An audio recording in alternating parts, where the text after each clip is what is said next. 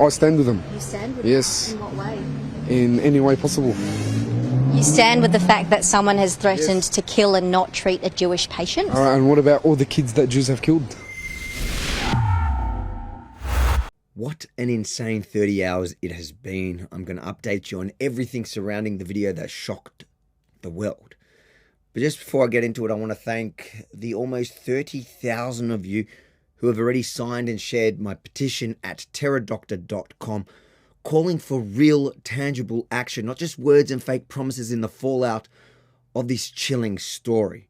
People are finally waking up, even though the silence from certain groups, including peak Islamic bodies, who cry Islamophobia on the daily and are quick to blame Jews for hate crime hoaxes like the Purgatory Fire, suddenly have nothing to say when two of their own are caught calling for the murder of people from another minority.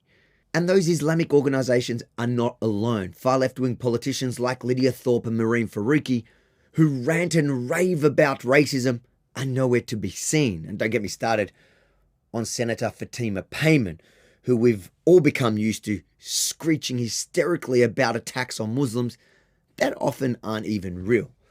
But when a refugee from Afghanistan, like her, with a nurse wearing a hijab, like hers, brags about murdering Jews and threatens to kill more, not a peep.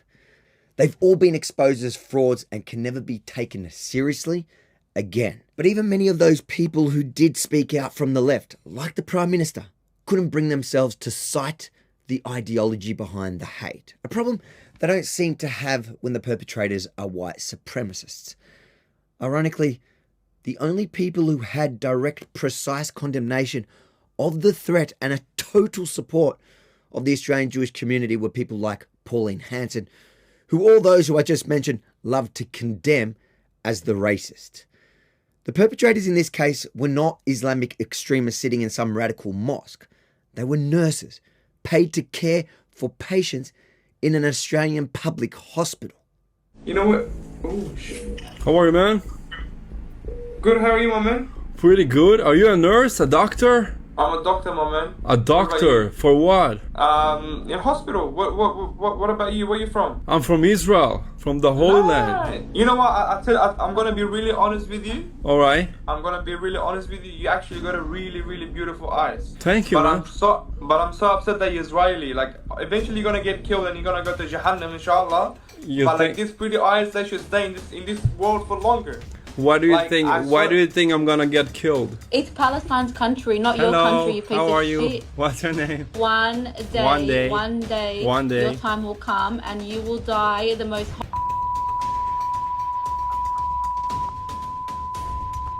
We spread Listen to me. peace. Listen to me. And you spread when your death. time comes. How are you, doctors? Wait. I want you to remember my face. Okay, so okay. You can understand Gotcha. That you will I have die a question the most though. disgusting death. All right, for sure. I have a question though. Yeah, I have a question. Let's say an Israeli. God forbid. I won't treat them. I'll kill them. You'll kill them? So if an Israeli is in Australia and God forbid something happened to him and he comes to your hospital, would you kill him? You have no idea how many Israeli Khara dog came to this hospital and I sent him to Jahannam. I literally sent him to Jahannam. When busted, one claimed it was all just a joke with dead Jews as the punchline. Pretty funny. Maybe to the Taliban. The other one who wanted the Jew to remember her face, well, now that the entire world know her face, she's suddenly the victim, suffering panic attacks protected by family, who turned violent against anyone daring to ask why she wants dead Jews. Get the fuck off my property! I'm on public property. Right now! Why are you shit? Get the fuck off I'm my on public property. Do you have what do you have to say about the allegations that Sarah... Excuse me, Sarah... What are the what do you guys have to say about? Don't touch me! Don't touch me! Don't touch me! I'm on public land. Mate, what do you have to say about what Sarah said?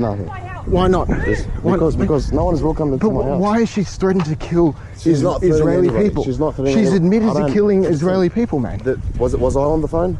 Mate, don't stop walking towards the... Mate. Listen to me, brother. All right, okay. I need my phone back. Hey. Yeah, imagine my shock Violent extremism clearly runs in that family's blood. But the truth is their views are mainstream in Western Sydney, let's not kid ourselves, and across other enclaves throughout the country. I stand with them. You stand with Yes. them? In what way?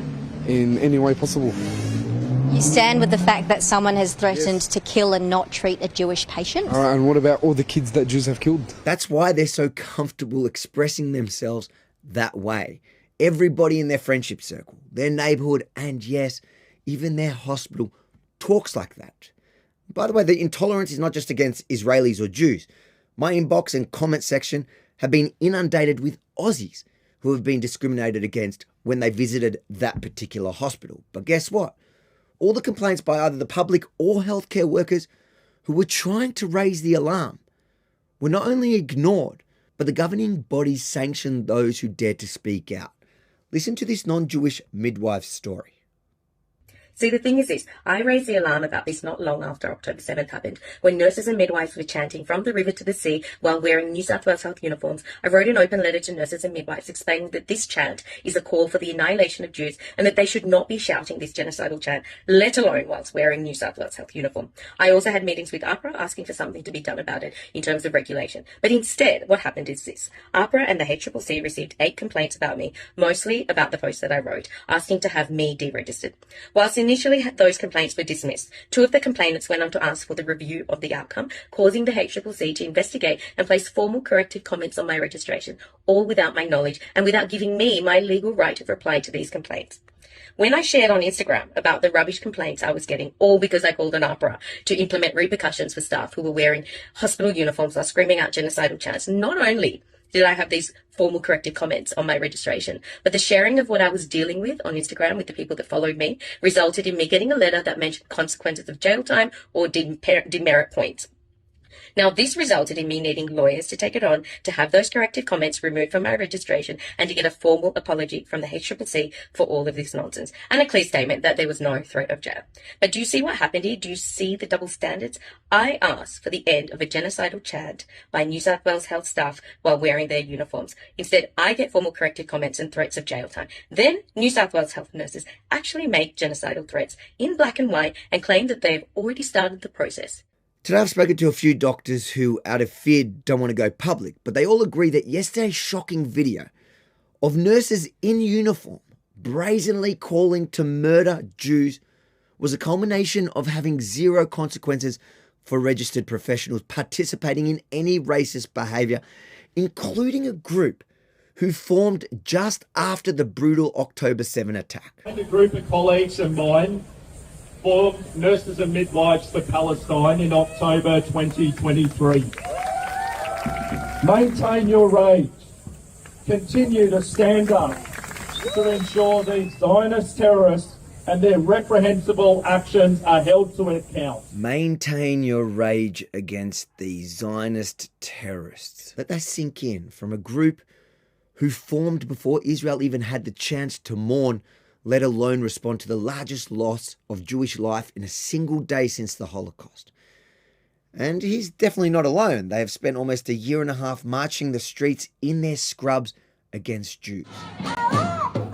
There's even a group on Facebook that's been reported to APRA and ignored by APRA that's called Medical Mums and Mums-to-Be with 14,000 members, which, just so you know, you have to prove you're a doctor to join.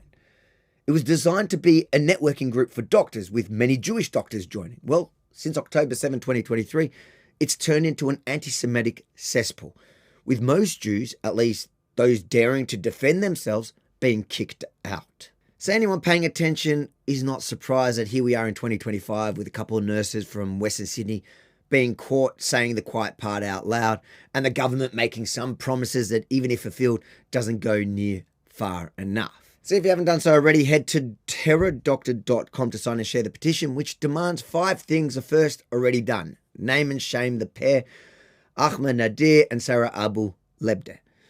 Secondly, that New South Wales Police laid charges, which they've indicated that they will do, and will hold them to account. We will ensure that they do that. In fact, I believe it's highly illegal to impersonate a doctor in Australia, so they could start there and move on to the incitement and threats to kill.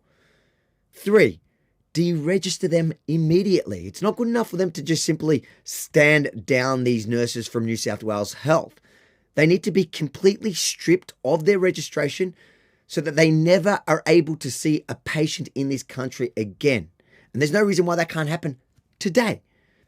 4. Revoke the new citizenship and deport the unmasked Dr. Ahmed Nadir to Afghanistan. Australia's a welcoming nation. However, living here is a privilege. And those lucky enough to come to our nation need to respect all Australians and our laws. It's that simple. Finally, 5, investigate sick hospitals. Authorities have committed to investigating the history of only the 2 nurses there. That just won't cut it. We know this cancerous Jew hatred is widespread in our hospitals. In fact, Bankstown Hospital themselves have begun scrubbing their online history. So we need a full and thorough investigation to weed out others who pose a threat to our loved ones across the country. If you agree that every Aussie needs to understand the real threat our health system faces beyond just these 2 nurses who happen to get caught, make sure to like, comment, but most importantly, share this far and wide. And then make sure to head to terrordoctor.com to sign and share and reshare the petition. terrordoctor.com, with your help, will get all 5 of those demands met.